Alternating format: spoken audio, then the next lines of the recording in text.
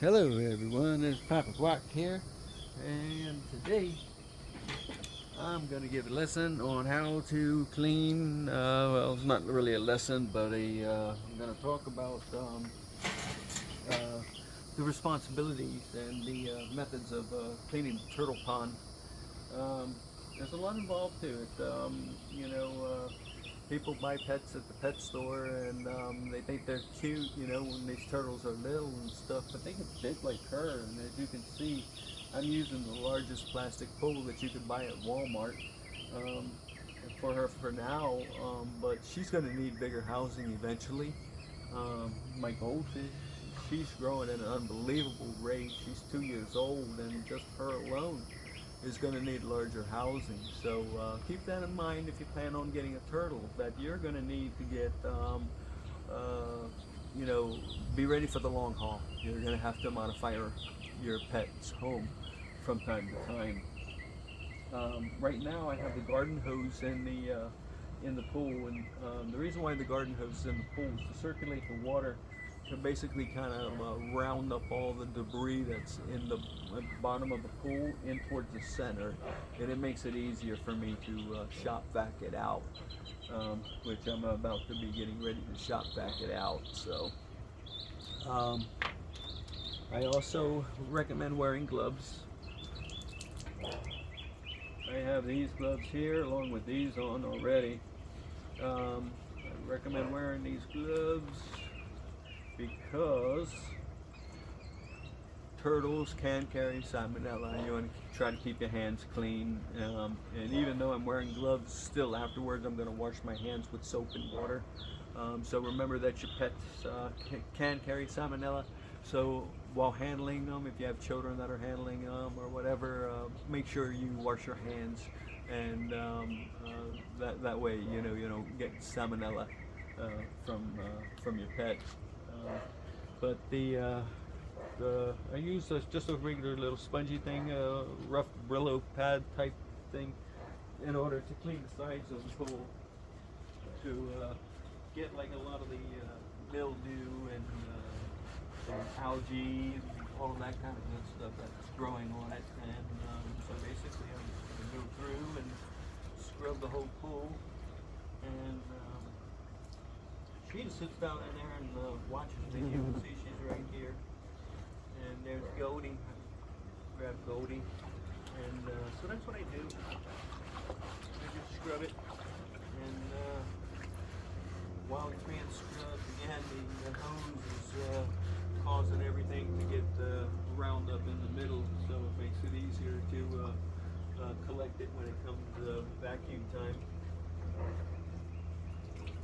Here's this Pac-Man. I give her a little brushing on her shell and try to keep that a little bit clean.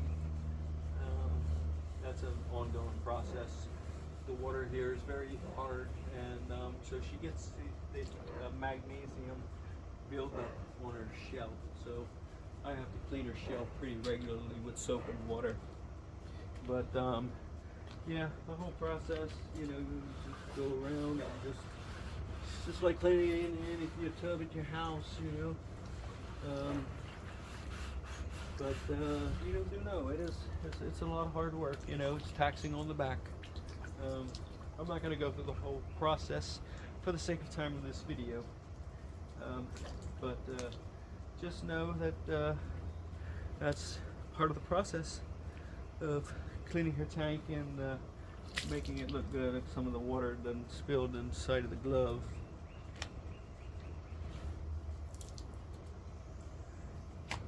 So after that step is done, the hose is still in there and it's still spinning around the water, circulating again, so that everything can collect in the middle.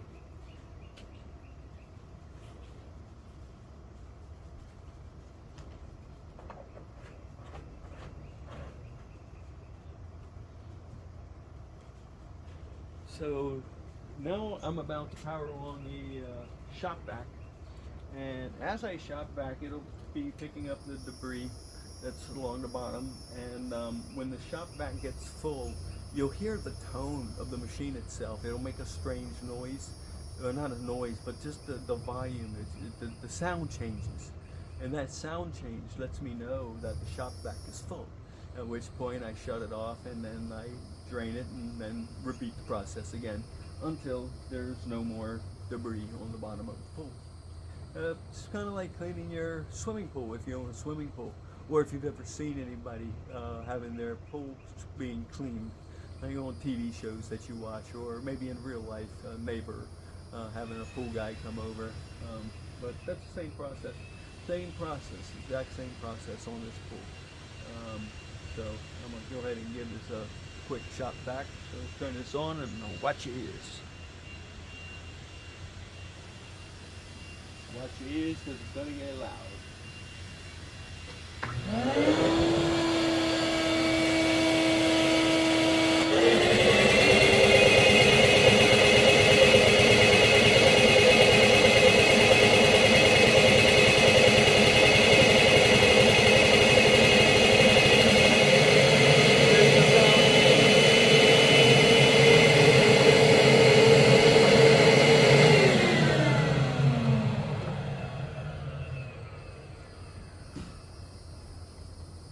That was the sound change that I was talking about, and on the back side of the shop vac is the drain plug, and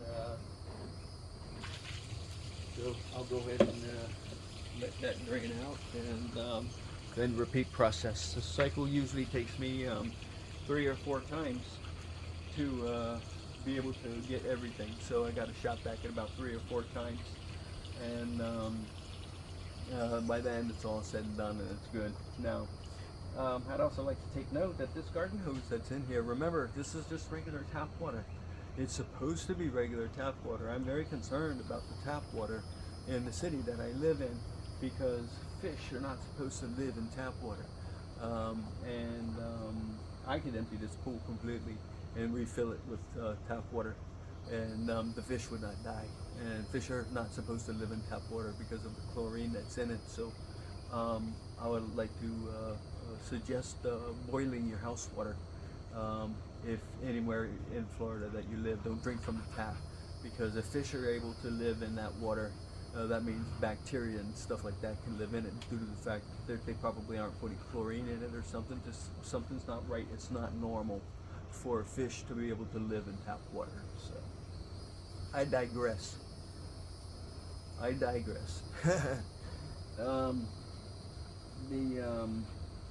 lost track of what I was going to say, but this process is pretty much over. When it's all said and done, I have to clean the shop vac, rinse it out, and then they have a nice clean pool then.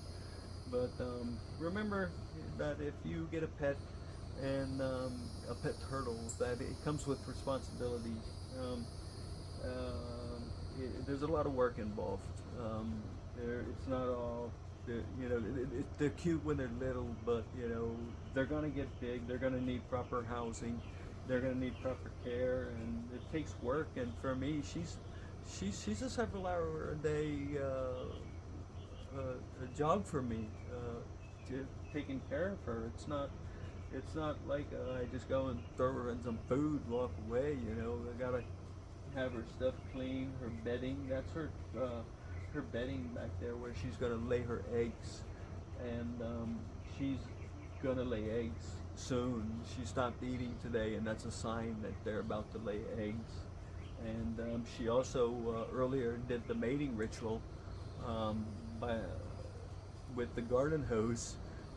Indicating also that she's in that state where she's ready to breed. So I found that to be extremely exciting, because I've never seen that in real life before, where the male and the female get together and they show off their fingernails, and that's how they attract each other, and that's how the female decides what male she wants to be with, because the males have very long fingernails, unlike the females that have very short front fingernails.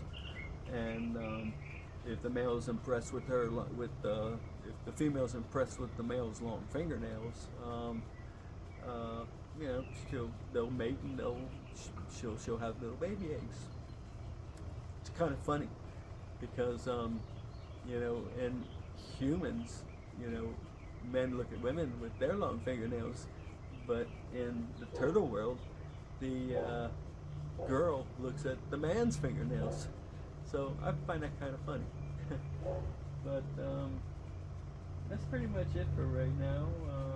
I hope you enjoyed the video. I hope you hit the like button, subscribe, share, hit the notification button, all of that good stuff.